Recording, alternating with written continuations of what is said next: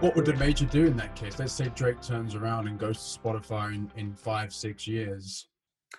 Well, I think I mean, I'll give you an example of what's happened now. So Taylor Swift, which I kind of, she's savvy, and her team are savvy. So, and this is, I'm going to show this is anecdotal as opposed to empirical fact, but this is what my instinct will tell me. Where, she was out of contract.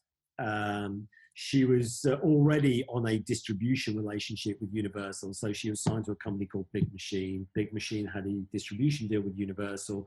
So she was getting, a good lion's share of the royalty as far as North America or as far as the US was concerned. But where Universal was making proper money on Taylor Swift was through its international structure. So without getting overcomplicated, there is a structure within in fact all majors actually, where you have a repertoire owner. So in the case of Taylor Swift and Universal, it is Big Machine to Universal US, Universal Republic. They were the repertoire owner. And all the territories, all the affiliates around the world would pay a royalty back to the repertoire owner. So they retain some money in their home market and then pay 30 to 32% back to Universal Republic. And Universal Republic would then pay on whatever the international artist royalty would be back to Big Machine. Now that invariably was considerably lower than they would have to pay if it's a straightforward distribution deal. So there's big money to be made on international, on both Drake and on Taylor Swift. What Taylor Swift did in her recent renegotiation and timed it to perfection, because when you got Universal it was on the block. It was being flirted with a number of interested parties, obviously resulted in Tencent acquiring 10% of Universal Music Group, but they couldn't be seen to be losing Taylor Swift. So what she effectively got is her catalogue back. So her catalogue is reverted back to her. She has a deal, I think it's a 4-album deal, but she owns her repertoire. And in effect, it's a global distribution deal. So she will be paid at source from major territories as opposed to the intercompany rate. So Universal's margin on Taylor Swift has gone way, way down. Excuse me. And that will be the way of the future. So Once they've almost become a distributor rather than a rights owner.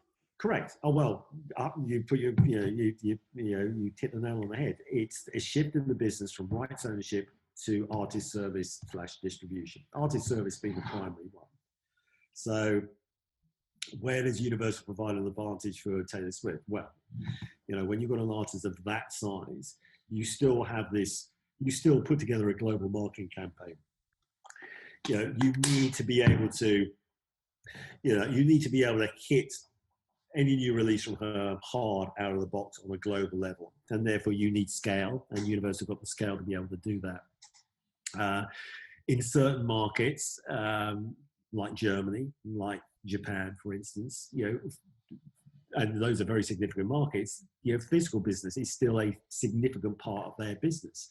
So just the logistics of having to manufacture and distribute physical content is also, yes, it can be outsourced, but it's a pain in the ass to outsource it.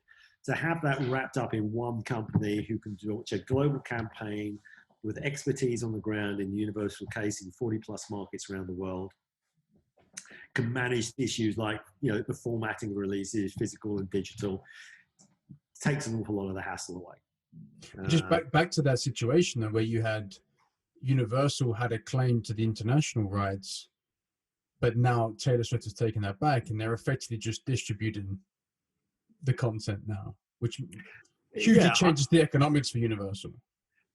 It changes the economics massively, yeah. So their margins will be significantly decreased because of that. But mind you, and I don't know the natural number, but I would guess they have not paid the level of advances they would be expected to pay. So they probably reduced the advances they paid to her on that basis. But the other key factor is they don't own the rights, so they borrow them for a period of time.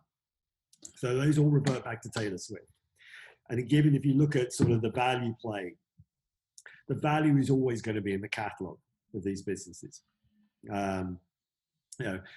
That's why pension funds look at acquiring music copyrights, largely in publishing, but now looking at master rights, because streaming is around stability. You don't have manufacturing issues, you don't have distribution issues, you don't have out of stock issues. It's always available 24/7, and I think limiting the ability for majors to sort of keep growing that catalogue and sustain the relationships with superstar artists on the level of where they are managed to grow and retain rights for years and years and years is diminished.